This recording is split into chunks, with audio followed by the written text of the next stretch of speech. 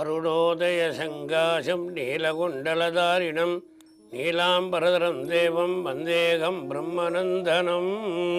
உதயசூரியன் போல் பெரும் ஜோதிர்மயமான சுரூபமானவரும் காதுகளின் நீல ரத்தனங்கள் பதித்த குண்டலங்களை தரிப்பவரும் கரிய நீலவத்தனங்களை தரிப்பவரும் பிரம்மானந்தத்தின் சுரூபமான ஆனந்தமூர்த்தியை சாஸ்தாவை நான் வணங்குகின்றேன். நாம் பல க்ஷேத்திரங்களில் சென்று வழிபடுகிறோம். நாம் நம் வீட்டிலேயே இறைவனை வழிபட கூடாதா என்ற சந்தேகம் பலருக்கு எழுவதுண்டு. க்ஷேத்திரங்கள் பல காரணங்களால் விசேஷமாகின்றன. சில க்ஷேத்திரங்கள் தேவர்களால் படைக்கப்பட்டவை, சில க்ஷேத்திரங்கள் முனிவர்கள் வேண்டுதலால் தெய்வங்கள் வந்து அருள் புரிகின்றன. க்ஷேத்திரங்களில் மூர்த்தம், தீர்த்தம், விருட்சம் ஆகியவை சிறப்பு. வட இந்தியாவில் போனோம்னா ஒருவர் சந்திக்கும் போது ராம் ராம் என்பார்கள். துவாரகைக்கு சென்றால் கிருஷ்ணா கிருஷ்ணா என்று சொல்வார்கள். பண்டரிபுரத்தில் அனைவரும் விட்டல் விட்டல் தான் என்று சொல்வார்கள். சபரிமலையிலோ எல்லோரும் ஐயப்பா சரணம், சுவாமி சரணம் என்று சொல்வார்கள். இது நாம மகிமை. ஏன்னா எந்த இடத்துக்கு போகிறோங்கிறதுக்கு அதனுடைய பாக்கியம் நமக்கு கிடைக்கும். நாமத்தின் பலன். முன்னொரு காலத்தில் மணிமாலன் என்ற ஒரு கொடுங்கோலன் தென் பாரத நாட்டை ஆண்டு வந்தான். அதே நேரத்தில் செல்வ வளம் மிகுந்த மணவாள நாட்டை அனந்தவர்மன் ஆண்டு வந்தான். சாஸ்தாதாசனான சத்தியவந்தன் அவனது சேனாதிபதி மாளவ தேசத்தின் மீது மணிமாலன் போர் கொடுத்தான். சதா சர்வ காலமும் மகாசாஸ்தாவின் நாமத்தை ஜெபித்து கொண்டிருக்கும் சத்தியசந்தன் மணவாள நாட்டும் படையை வழி நடத்தினான்.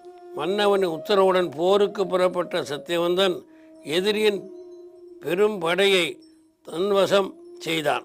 மகாசாஸ்தா மகாசாஸ்தா என்று கூறிக்கொண்டு போர்க்களம் எங்கும் திரிந்து எதிரிகளை வீழ்த்தினான்.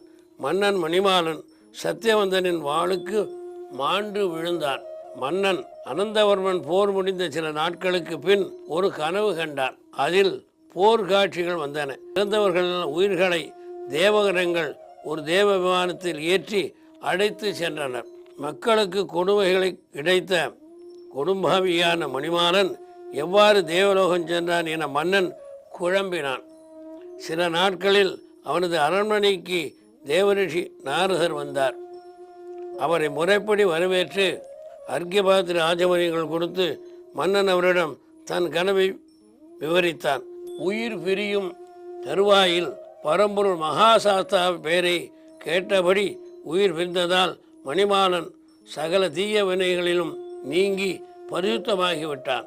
அந்த புண்ணியபாலனே அவனை சாத்தாலோகத்திற்கு அடையும்படி பாக்கியம் செய்தது என்றார். இந்த நாம பாராயண பிரியதான்மான்னு சொல்லும்போது நம்ம சபரிமலையில் கூட சரணம் சொல்லிகிட்டே தான் போகணும். வழிநட சரணம் சொன்னால் ரொம்ப விசேஷமானது.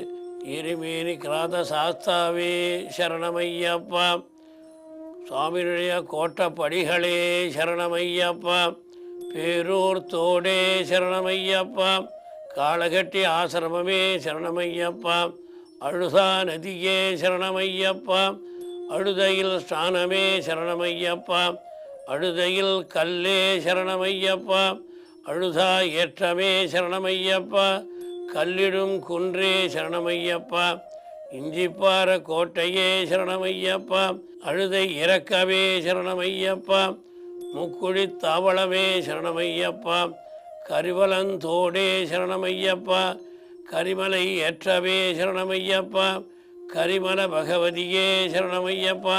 இந்த மாதிரி சரணங்கள் சொன்னால் நம்ம குருசாமிகிட்ட கேட்டால் கூட இதெல்லாம் வழிநட சரணங்கள். இந்த சரணங்களை சொல்லிட்டு போனால் விசேஷம். இந்த சரணங்களை நம்ம பூஜையில் கூட சொல்லணும். சொல்லுவோமானால் வழிநடையில் சொல்லும்போது இந்த எரிமேனினா என்ன, காளகட்டினா என்ன, அழுதுனா என்ன, சரணங்களும் சொல்ல தெரியும்.